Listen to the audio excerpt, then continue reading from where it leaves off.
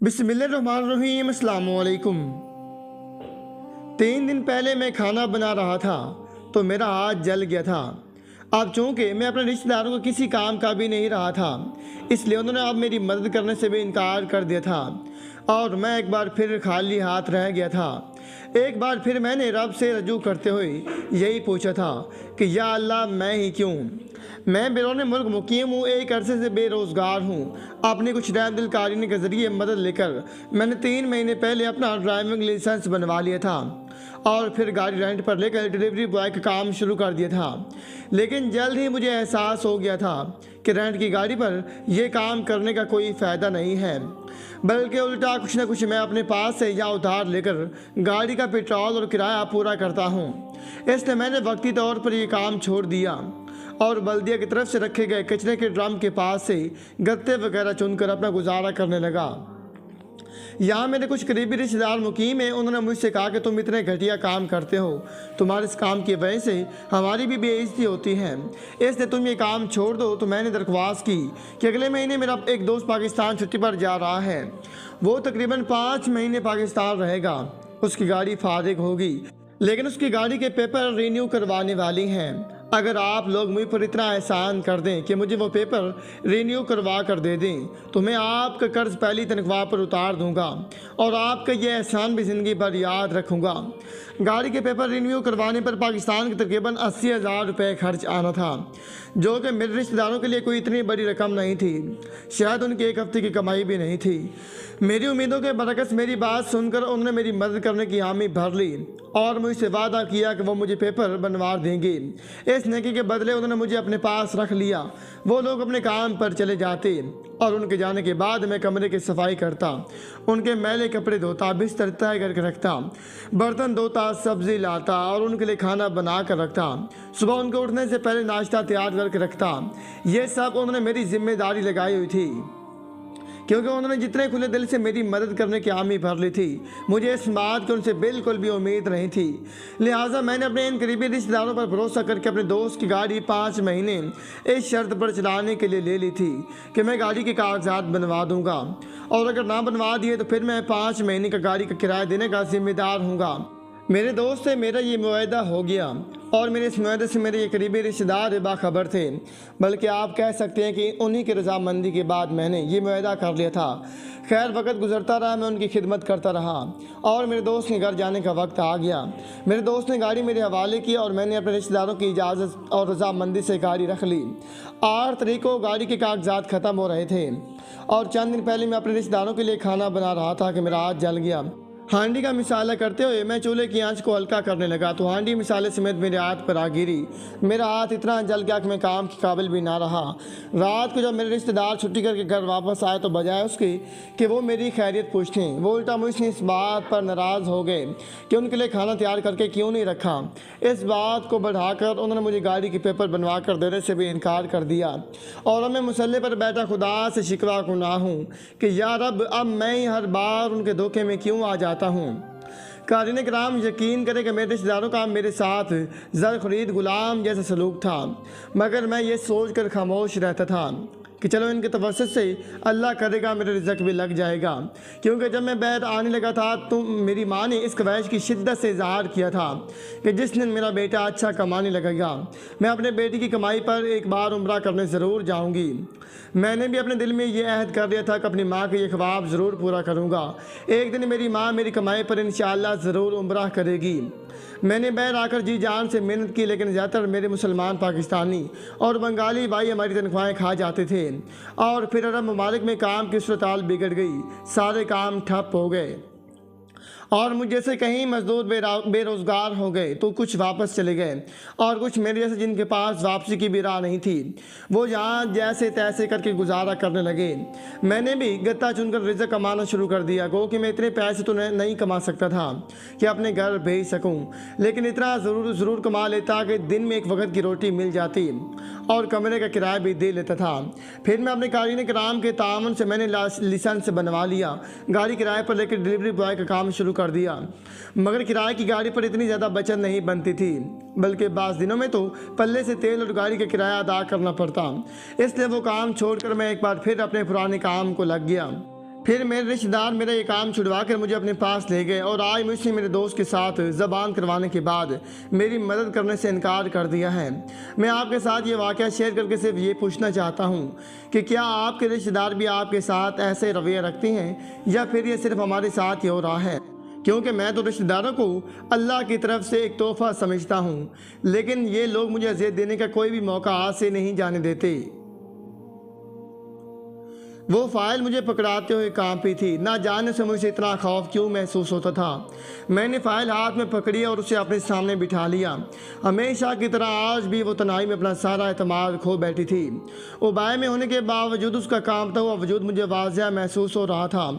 میں نے اسے آج بھی وہی سوال دہرایا تھا جو پچھلے 1.5 سال سے پوچھ رہا تھا، مگر اس نے آج بھی ہمیشہ کی طرح جواب دینے سے گریز کیا تھا۔ آفس کا وقت ختم ہو رہا تھا، میں نے اسے جانے کی اجازت دے دی تھی اور خود بیٹھ کر اس کا متعلق سوچنے لگا تھا۔ وہ میری بیٹی کی ہم عمر تھی، اس کے ذمہ داری اکاؤنٹ دیکھنا تھا جسے وہ بخوبی نبھا رہی تھی۔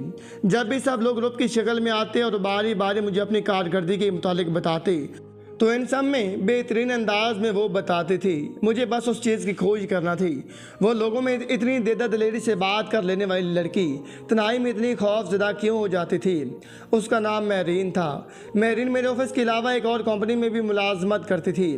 میرے آفس سے نکلنے کے بعد وہ سیدھی وہاں چلی گئی اور میں اپنے ایک دوست سے ملنے چلا گیا، اس کو یہ ذمہ داری سونپنے کی غرض سے کہ وہ مجھے میرین کے متعلق تمام معلومات فراہم کرے۔ میرے اپنے دوست سے بہترین انداز میں ملاقات ہوئی، بہت وقت تک گپ شپ ہوتی رہی۔ آخر میں نے مدعے کی بات کو چھیڑا اور ساری بات اپنے دوست کے گوش گزار کرنے کے بعد اس کو سمجھایا کہ یہ کام اتنی رازداری سے کرنا کہ خود میرین کو بھی خبر نہ ہو۔ میرے دوست نے حامی بھر لی اور میں اس سے اجازت لے کر گھر آ گیا۔ میں اپنے ورکرز کے ساتھ بطور باس نہیں بطور باپ ٹریٹ کرتا تھا۔ اس لڑکی کے متعلق معلومات نکلوانے کا مقصد بھی یہی تھا کہ جہاں تک ہو سکے اس کے مسائل کا تدارک کیا جا سکے۔ ٹھیک 24 دن بعد مجھے میرے دوست کی کال موصول ہوئی۔ اس نے مجھے چائے پر بلایا۔ یقیناً وہ میرین کے متعلق ساری معلومات لے چکا تھا۔ عمومی گپ شپ کے بعد بمقصد بات چیت شروع ہوئی اور میرے دوست نے بتایا کہ میرین ایک پسماندہ گاؤں سے تعلق رکھتی ہے۔ بچپن میں یتیم ہوئی، اس کی ماں کے پاس کوئی ذریعہ معاش نہیں تھا، اس لیے وہ گاؤں کے چند اچھے گھروں میں کام کرنے لگی۔ جب میرین خود اسکول جانے لگی تو وہ واپسی پر ماں کے پاس آ جاتی۔ اس کی ماں جن گھروں میں کام کرتی تھی اس میں سے جو بچے پڑھے لکھے تھے ان سے کہہ کر میرین کو بھی پڑھا لیتی اور اکثر اوقات ان گھروں سے کچھ نہ کچھ بچہ کچا کھانا کو بھی مل جاتا تھا۔ یوں گزر بسر ہوتی رہی۔ جب میرین کی تعلیم مڈل تک مکمل ہوگی اور وہ 9ویں کلاس میں تھی، اپنی والدہ کے ہمراہ ایک گھر کے کام کر کے فارغ ہوئی اور بیٹھ کر پڑھنے لگی۔ اس کے والدہ چھوٹے موٹے کام نپٹانے لگی۔ اسی دوران اس گھر کے جوان بیٹے نے میرین سے دست درازی کرنے کی کوشش کی۔ شور مچانے پر وہ اس لڑکے سے تو محفوظ رہی، مگر اس کی عزت کا جنازہ سارے گاؤں میں نکل گیا۔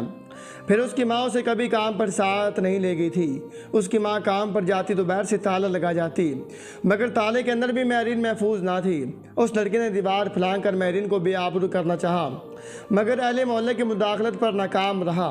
اب اس کی والدہ پھر میرین کو ساتھ لے جانے لگی۔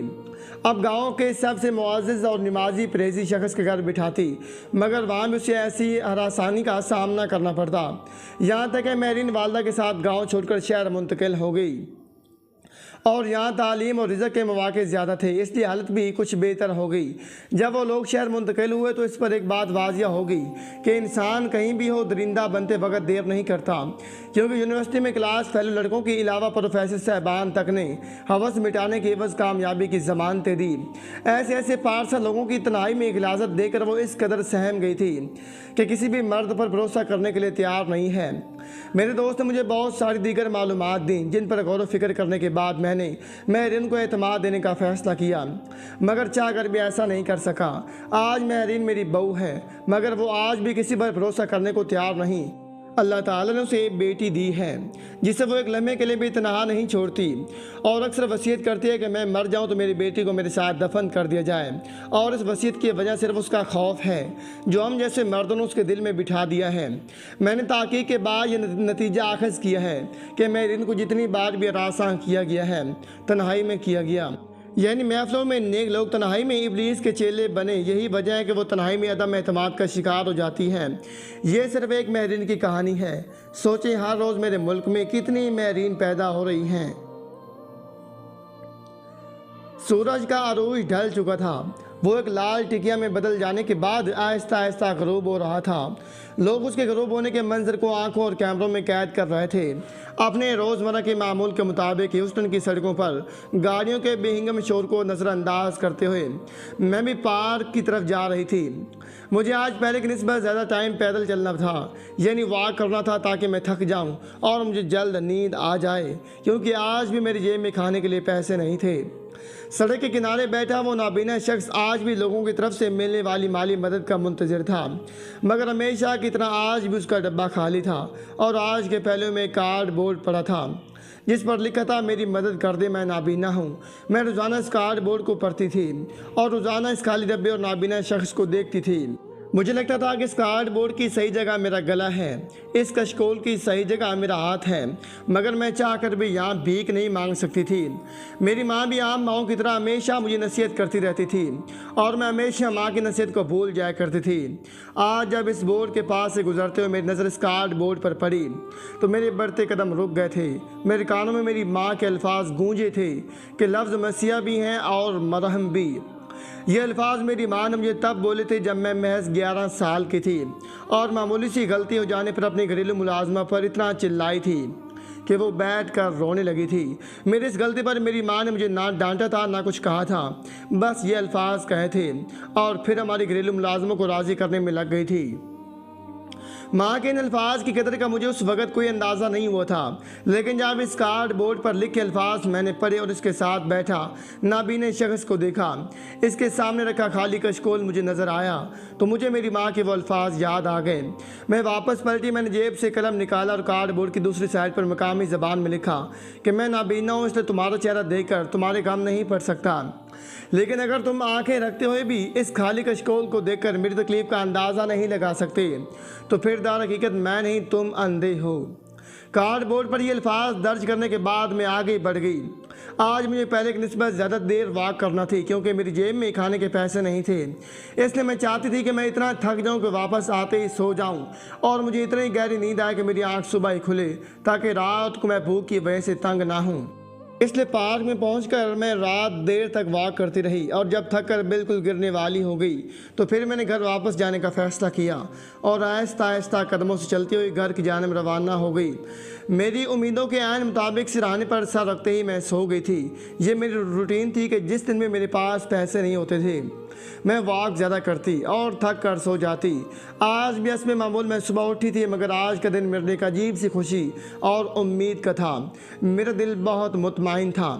तालीम के बाद जहाँ मैं पार्ट टाइम काम करती थी वहाँ से मुझे कुछ रकम एडवांस मिल गई थी जिससे मैं अगले कहीं दिन तक के लिए अपनी खुराक का बंदोबस्त कर सकती थी।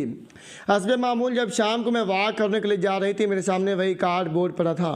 उसके पहले में नाबीना शख्स बैठा था, मगर एक तब्दीली थी कि आज उस नाबीना शख्स का कशकोल भरा हुआ था।